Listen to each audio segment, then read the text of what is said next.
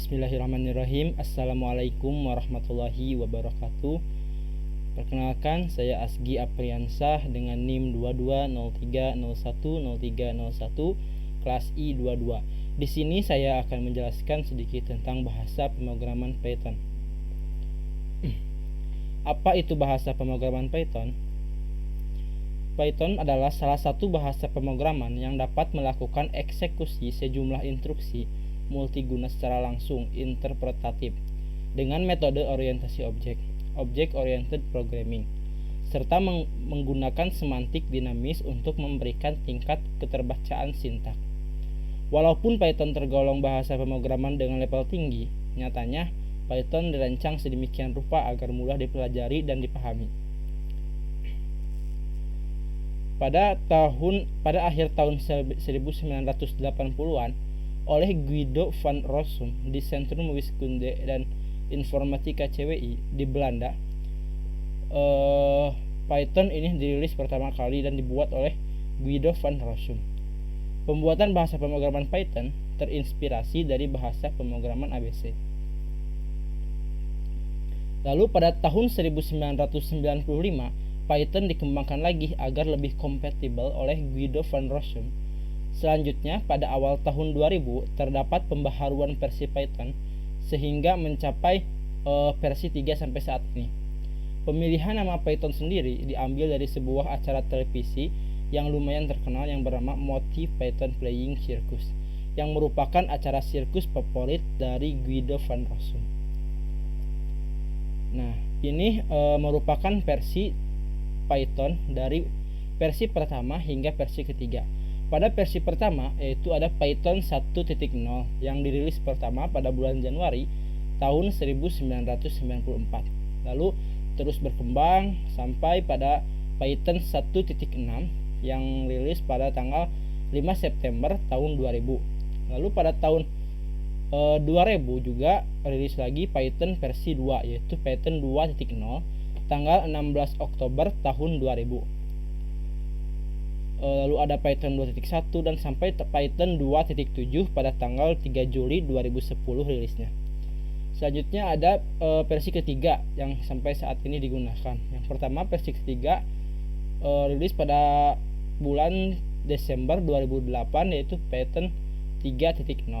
Lalu ada Python 3.1, 3.2, 3.3, 3.4 sampai Python 3.9 tanggal 5 Oktober 2020. Yang kedua, kenapa harus menggunakan bahasa Python? Yang pertama, Python memiliki konsep desain yang bagus dan sederhana, yang berfokus pada kemudahan dalam penggunaan. Kode Python dirancang untuk mudah dibaca, dipelajari, digunakan ulang, dan dirawat. Selain itu, Python juga mendukung pemrograman berorientasi objek dan pemrograman fungsional. Yang kedua, program yang ditulis menggunakan Python dapat dijalankan di hampir semua sistem operasi, Unix, Windows, Mac OS, dan lain-lain, termasuk untuk perangkat-perangkat mobile. Yang ketiga, Python memiliki banyak dukungan pustaka yang dikembangkan oleh pihak ketiga. Misalnya, pustaka untuk pengembangan web, pengembangan aplikasi visual berbasis GUI, pengembangan permainan komputer game, dan masih banyak lagi yang lainnya. Yang keempat, melalui mekanisme tertentu, kode Python dapat diintegrasikan dengan aplikasi yang ditulis dalam bahasa pemrograman lain. Sebagai contohnya, kode Python dapat dipanggil dari kode C atau C++. Yang kelima, yang terakhir, yaitu Python bersifat gratis atau bebas dan open source, meskipun digunakan untuk kepentingan komersial. Lalu kelebihan dan kekurangannya. Yang pertama, kelebihannya yaitu mudah dipelajari, sintaknya cukup sederhana dan mudah dimengerti. Yang kedua, mudah diaplikasikan dalam mengembangkan produk. Yang ketiga, mendukung IoT, Internet of Things. Yang keempat, fleksibel, dapat diintegrasikan dengan aplikasi yang ditulis dalam bahasa pemrograman lain. Yang kelima, meningkatkan produktivitas dikarenakan memiliki banyak library dan desain berorientasi objek yang bersih. Yang keenam, bersifat open source dan free sehingga dapat diunduh secara gratis dan tidak perlu membeli lisensi. Lalu kekurangannya, yang pertama, kurangnya dukungan multiprosesor sehingga dapat membatasi penulisan kode. Yang kedua, lebih sedikit developers yang berpengalaman melakukan pekerjaan menggunakan bahasa Python. Yang ketiga, tidak ideal untuk memori intensitas dikarenakan menghasilkan konsumsi memori yang cukup tinggi. Yang keempat, kurang populer untuk mobile app development. Yang kelima, memiliki banyak batasan desain dikarenakan Python diketik secara dinamis. Yang keenam, kecepatan yang lebih lambat dibandingkan dengan bahasa pemrograman lainnya. Nah, ini merupakan salah satu contoh penerapan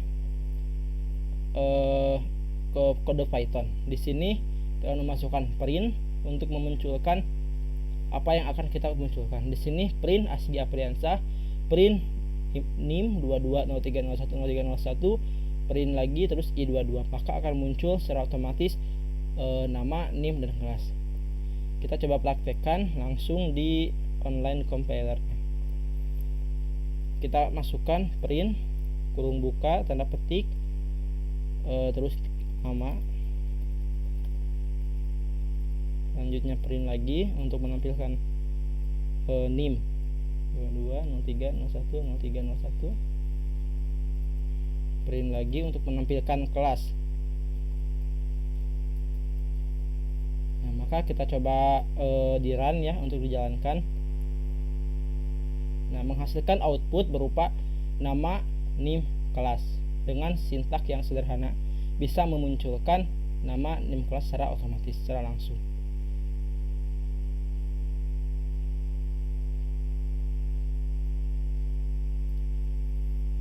Terima kasih, cukup sekian yang bisa saya sampaikan. Mohon maaf ada kekurangan. Wassalamualaikum warahmatullahi wabarakatuh.